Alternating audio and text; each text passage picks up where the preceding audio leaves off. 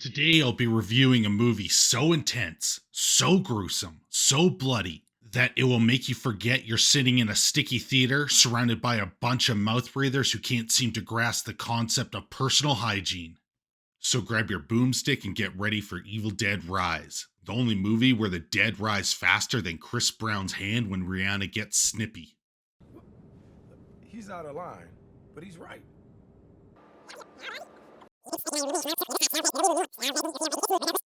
So grab your boomstick and get ready for Evil Dead Rise, the only movie where the dead rise faster than Will Smith when you don't keep his wife's name out your f***ing mouth!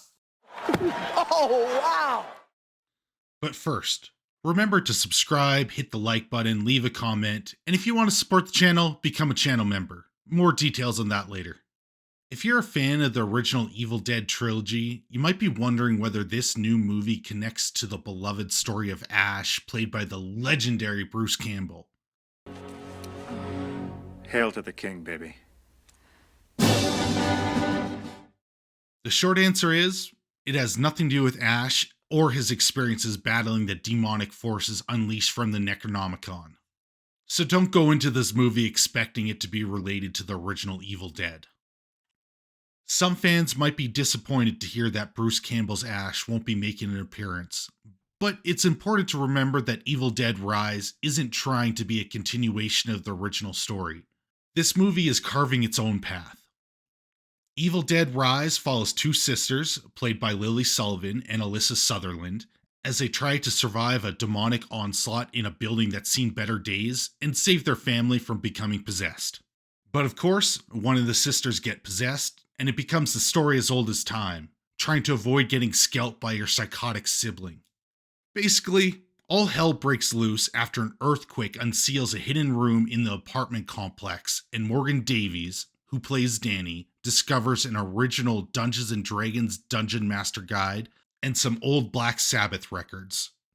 Then, ignoring the pleas of every PTA mom from the 80s, Danny plays the records backwards and finds the metal group's hidden satanic message, which releases the evil held within the pages of the D&D manual and infects the high-rise apartment. Role-playing games are the perfect gateway to embracing Satan and have spread far and wide across the land. So, the plot is essentially Evil Dead goes skyscraper. I mean, I've heard of elevated horror, but this is ridiculous. Don't click away. That's the last dad pun. I swear. Don't click away. But let's be real. The plot is just an excuse to see people get sliced and diced in hilarious ways. I mean, the film opens with someone getting scalped. The characters in The Evil Dead Rise are your typical horror movie tropes. The tough but caring older sister, the rebellious younger sister, and a bunch of cannon fodder. Our two leading ladies, Lily Sullivan and Alyssa Sutherland, do a great job of portraying sisters with a complicated relationship. Sullivan's character tries to keep her sister and family safe from the demonic invasion, but spends the entire movie looking like a tomato that's been in the sun for too long. While Sutherland's character has a tendency to get possessed and scream like she's being chased by a herd of angry cows. You know, your basic sibling relationship. Every time they interact, the two of them chew the scene like a demonic Pac-Man. What? Jeez. Nothing, bitch. But they're still the typical horror movie protagonists, which means they're likable enough, but you don't really care if they live or die. Now, one character that really stood out was the possessed Jessica, who used her fingernails to give a closer shave than Sweeney Todd. However, the supporting teen casts are wildly unlikable. They suck all the energy out of the room in the early half of the movie. The film needed way more levity during this part. Instead, we got angsty teens lashing out like they just found the hidden messages in Catcher in the Rye. The acting performances in Evil Dead Rise are, well, they're there.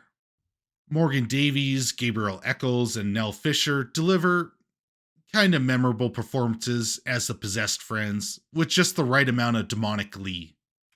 Now, when the movie finally hits its stride halfway in, the over-the-top acting fits perfectly with the movie's campy tone, although I must say the drone's performance was truly outstanding at the start. Director Lee Cronin did an amazing job of capturing the classic Sam Raimi style of cinematography and sound design, which are the hallmarks of the Evil Dead franchise. The camera angles are dynamic and thrilling, and the sound effects are spine-tingling. It's the perfect tribute to the original Evil Dead movies with a modern twist. Honestly, I can't say enough good things about the sound design. It's not something that I usually pay that much attention to when watching a film, but in this one, it's just twisted with bone-crunching sound effects that make you grimace and feel like you're stuck in the building. But I will say that the film could have been paced better. The first act drags on way too long, and there are moments where the film feels like it's treading water. Now, once the movie starts rolling, it doesn't stop. Particularly when the wood chipper from Fargo makes an unforgettable cameo. Huh? The writing in Evil Dead Rise is exactly what you'd expect from a movie that features demonic possessions and drone decapitations. It's not going to win any Pulitzer Prizes, but it's entertaining as hell. The dialogue is on point for the characters, and there are enough twists and turns to keep you guessing. The dialogue in general flows smoothly, even when it's interrupted by demonic chanting. Now, the cinematography is top-notch, with some truly stunning shots that will stay with you long after the movie ends, especially during any possession scene. The use of shadows and light creates a creepy atmosphere that adds to the overall horror of the movie.